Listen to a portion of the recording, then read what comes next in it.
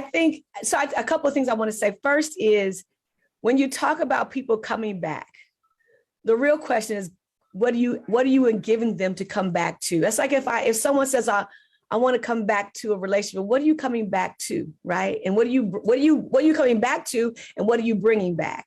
And so I think churches have to think about two things. If I want people, especially our younger congregants, to come back, what am I telling them to come back to? Am I telling them to come back to Sunday service the way it was January 2020?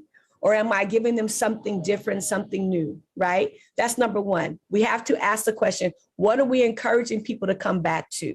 So the question would be, if I was the pastor of where you go to church, like if I want Areva's kids to come back, what do I want them to come back to? What am I inviting them to come back to? That's number one.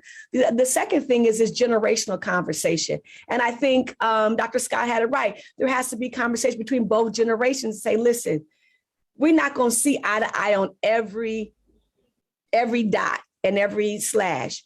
But on the things that we can see eye to eye on, I think we can agree we want the church to thrive and survive. I think we can agree we want our future generations to have a place where they can worship. So how do we do that together? And also respect that there will be some things the younger crowd will do, and there will be some things the older crowd will do. And to let them both serve in their niche area authentically and do that thing, whatever that is. So if the mother's board wants to have the tea, let them have a tea. And if the young people want to protest, then you encourage that and get behind that. I think we have to move beyond the mindset that it has to be one way or the other. The future of the church has to think metaverse, right? And what I mean by that is it has to think outside the box. One of the things, and you know this, Areva, that made Pastor Murray the genius he was, is he had that sign on the back of Fame's wall that said, beyond the walls of the church.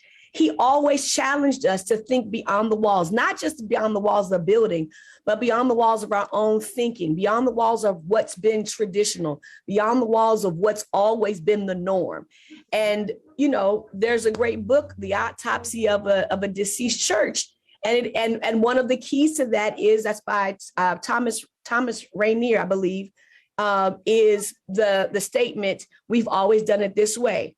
We got to get beyond the walls of that thinking. And then we can see our young people come back and stay. But we have to also give them something to come back to and stay. And that's an excellent point.